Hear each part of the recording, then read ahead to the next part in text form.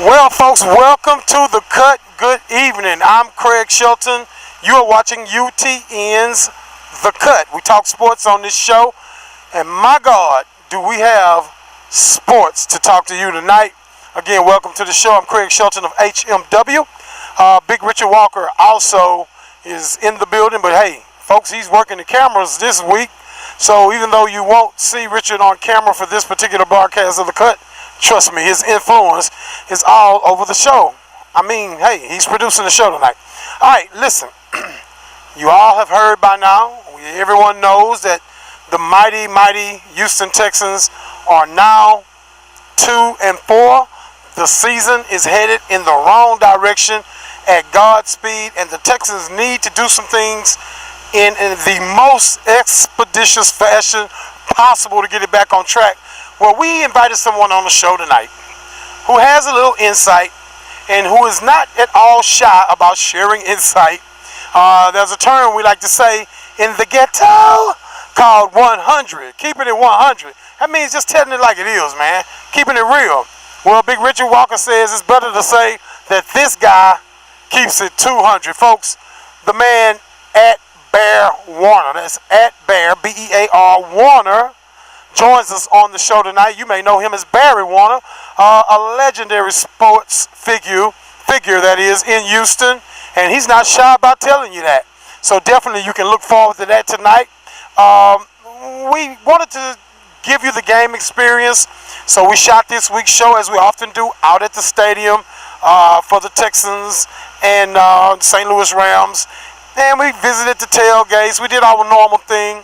So what you're going to see tonight is you're going to see some commentary from the tailgates with Glenn Sweet Miller, one of the biggest Texan fans whose tailgate was recently inducted into the National Tailgaters Hall of Fame.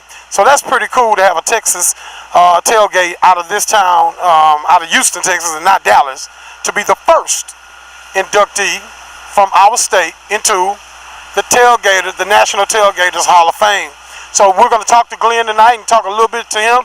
And Glenn is not just a raw Texan fan who has a bit too many to drink and starts rambling. No, he actually knows a little football. We also had a chance to talk to the guy who was behind the now infamous, I call it Sharp Rally, because that's what it was initially. Well, my man Joe Texan told me, no, hold up, Craig, slow it down. It was not a Sharp rally. It was a Texans rally. So we'll let you hear from Joe Texan, who's also in the NFL's Fan Hall of Fame. The NFL has a Fan Hall of Fame. Joe Texan from Houston, Texas is in there, and we'll talk with him rather about, in my opinion, that ridiculous rally that was held for, at the time, a team that was 2-3 that's now 2-4. All right? So hang in there, and we'll go to some of this good stuff now. We also have interviews from the Texans locker room and the Rams locker room. All right? So we got a lot for you tonight. Let's get it started. All right, we got the #1 tailgater in the world here, folks. Glenn Sweet Miller. Make some noise, Raging Bull. Hey, wait a minute, wait a damn minute. This is not the 49er game.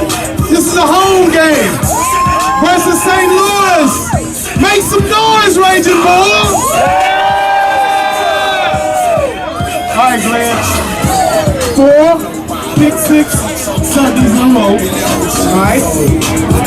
We get St. Louis in the middle. I'm going to say the first play of the game on offense for the Texans, Gary Kubiak should not call a play that allows what to happen?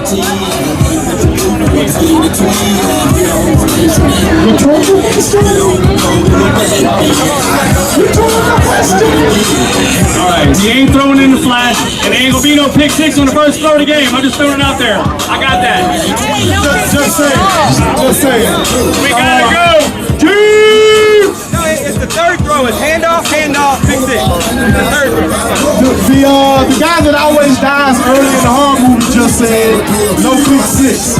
Yeah. All right, a lot of talk about Mesh obviously this week. St. Louis is not the biggest challenge on the Texans schedule. The Texans play well and win this game today. But Matt Schaub has a couple of picks that play great. Should he start next week? He won't start next week. If Matt Schaub doesn't start next week, are we talking about TJ Yates behind center, or are we talking about Case Keenum?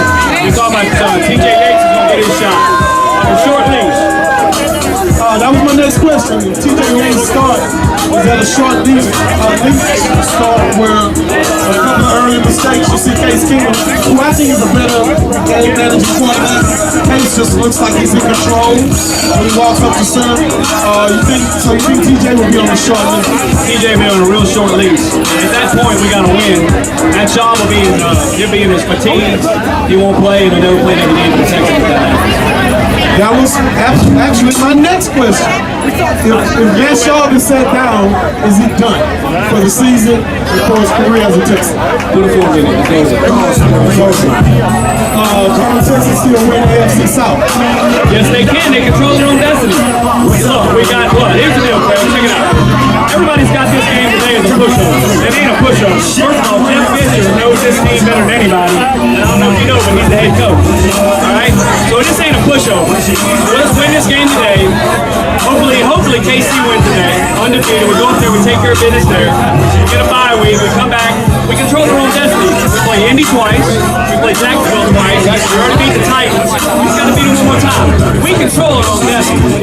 Can we win the division? Absolutely. Will we? I mean, I wouldn't bet my life on it. But, yeah, we can absolutely turn this thing around. It starts today. And I'm going to tell you one thing right now, everybody out there listening. Matt Schaub gets hurt. And any one of y'all I'm looking at, if I see any of you cheering, it ain't going to be good. No longer welcome at the tailgate. Straight up. Yeah, no doubt about that. Some embarrassing things that took place in Houston this week regarding Matt Schaub. It's all right to be emotional and share your feelings, but don't be an idiot.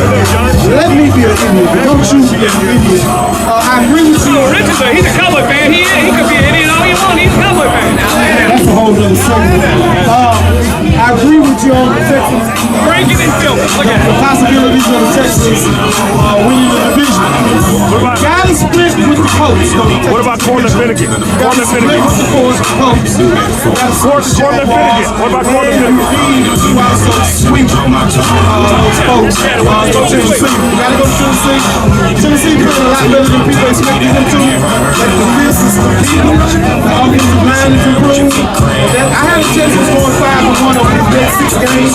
Losing on the road to KC. Get that bye week. Come back. You should get the advantage in those other games and that whatever the games. It's those last 4 games of the season. Tennessee on the road at the end of the season worries me. Right, here's the deal. Let's go back the last 5 games. We lost to the Super Bowl champion. We lost to the team that played in the Super Bowl. And we had them beat, but we lost to the team that everybody thinks is, the next Jesus of the NFC. So, we're 2-3. This is the get right part of the schedule. KC's a little better than everybody gave credit for. We're going to take care of that. We're going to move on to that. We get a little bye week. Going to get right. You can't get right if you ain't going to be right. You can't be right if you don't get right. You know what I'm saying? We got this. We got it. I'm feeling good about it. I'm feeling good about these good right cuts we got in our hand too. Let's talk about a little bit of something that folks are not talking about because it's not all that show. Randy Bullock on the Texas kicking game. You got to be able to make manageable kicks. You don't have to do anything special, but you got to be the best punter in football. Kicking like the best punter in football. But we need Randy Bullock to make manageable kicks. Matt Schaub has kept the heat off. First of all, look, the offensive line is not playing well. And you cannot beat Matt Schaub in this offense and play well if the offensive line, they ain't playing well. So he's got the heat off of them, but there's nobody on this team that don't go home and thank the Lord above Matt Schaub's shortfalls Randy Bullock. Because Randy Bullock, worst case scenario, needs to have some competition on the roster. That's the bottom line. I'm going to say a few names of a few Texan players, and I want you to say what they must do today, all right? Brooks Reed. He's getting a damn sack.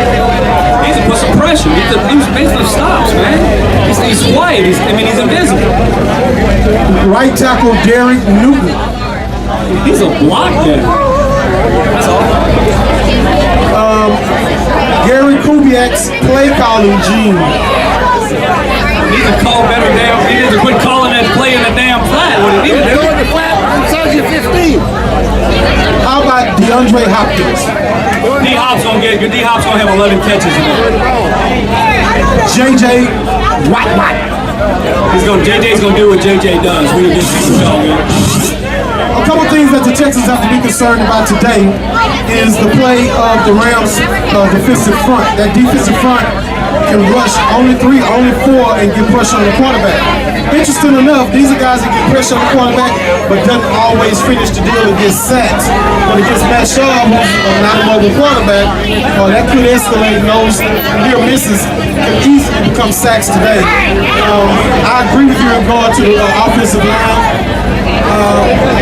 It's not just Derek Newton, though. When you really look at the offensive line, I'm going to go to the left side offensive line and look at the left guard position with Wade Smith. Wade Smith is not getting a lot of push in the run game. And the season that folks gave him credit for playing like an all-pro, he gave up 7 sacks. Wade Smith has been an overrated player with the Texans from day one. Oh, absolutely. Yeah, he has been. And right now, it's just he has no. Because everybody else is not playing to Pro Bowl level, it's showing. That's what happens when you're surrounded by Pro Bowlers. You gonna look good. You know how that is. That's like me. I'm surrounded by Pro Bowlers. Make me look good. You know. No doubt about it. How about Mr. Ed Reed? What must he do today to help the Texans? Sounds like he's going to sobering voice in the locker room from hearing. But what do we need to see on the field today from Ed Reed? Ed's got to be. Ed's got to be what we want him to be, and that's the calming factor. Ed's got to be the guy that goes out there, just keeps the defense. Ed's not going to make no big plays. Ed is here because Ed is a coach on the field, and that's what he needs to continue to do that. And he got to ramp it up there. I think the Texans need to play clean football, clean up on some of the penalties. I think we need to see guys like Kareem Jackson, who's much improved, not get any of those unnecessary roughness type hits today. The Texans need to play clean football to get themselves in the right type of rhythm going into a bye week after the KC game next week. We're trying to get this team back on point mentally and to build that confidence in every area. When you make mistakes on the field and bad things are happening physically and mentally, just doesn't play well for a team in the locker room. I got the Texans getting the win today. Just keep the ball on the ground, pound it between the tackles, let Foster do his thing, let Ben Tate do his thing. I wouldn't even be surprised to see Gary give Sierra Woods a couple carries in this game today. The Texans need to be dedicated to the run today. We talk about Gary being too conservative. Today you may want to be conservative with Matt Shaw just to make sure no matter what, we win this football game. Glenn Sweet Miller, Raging Bull. Make some noise, Raging Bull! All right, folks, this is a very important conversation. First of all, let me tell you who this guy is. This guy is in the NFL fan Hall of Fame. Pro football, not NFL, Pro Football Fan Hall of Fame. This is Joe Texas. He's in the Hall of Fame in Cleveland, Ohio. Now, I have a lot of respect for Joe. But Joe lost a little reference with me last week, folks, because Joe had a lot to do with the quote-unquote Shaw fan rally, okay? That was the fan rally. That was a Texan rally. It had nothing to do with Shaw alone. That had to do with the team, and we stand behind the team. Okay, Joe, I understand that. Apparently you've been working with Barack Obama because you're dancing around the issue, Joe. Now. I know you never worked with Barack. Come on. No, but my point is, after the fact, you guys started promoting it as a Texans fan rally, but let's be honest, when that thing was initially put together, it was being billed as a Sean fan rally. It was brought to me as an absolute Texan rally. It really was. It had nothing to do with Shaw and his struggles. It was all about let's support our Texans going out of town. But know that we're going to support them.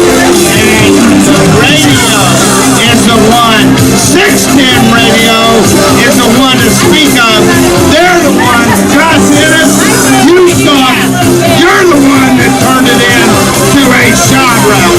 All right, now I have all the reason in the world to be on your side. CBS Radio fired me. I'm not bitter one goddamn bit about it, but I have to be honest. As a Texan fan, should we be throwing rallies for a team that's losing football games? Don't they owe us? Shouldn't they be earning? Now, we're already spending money on tickets and parking and $7 beers and t-shirts. Why should we be throwing rallies 5 games into the season for a team that's not playing up to potential? Well, I tell you what, I don't know if you've ever been on a real football team, but it doesn't matter. You lose a game, you lose a game. You win a game, you win a game. We have to support the team. We're not supporting Kubiak. We're not supporting any of the radio stations. Screw all them. We're supporting the Texans, and we're going in there to beat the Rams. All right, folks, this is Joe Texan. He's in the Pro Football Hall of Fame in Canton, Ohio. In the fan division, they have a certain wing. Do they have a special wing for the fans? What they did in Canton is they had what's called Visa did a program that built a wing for us, and then the Hall of Fame accepted us. Now we've grown a group called the Pro Football Ultimate Fan Association out of that. And we are now probably about 200 strong, and we're growing, but that's fans from each team and it's called the Pro Football Ultimate Fan Association, and we're proud to be part of that. All right, Joe, we love you, man. You represent for the Texans, and I just had to ask you a few questions because folks have been wanting to talk to you about that. I love the Texans. It doesn't matter who's on the team. If you get on the team, I'm loving you, baby. He's a Cowboy fan. Well, hey, he'd probably do a lot better here in Houston, wouldn't he? Joe, we appreciate you, man. You got it. God bless all you guys. Let's go, Texans, and let's beat the Rams. All right, Joe Texan. Do not text and drink. Do not text and drink. Especially if you see Joe Texan's ass on the road.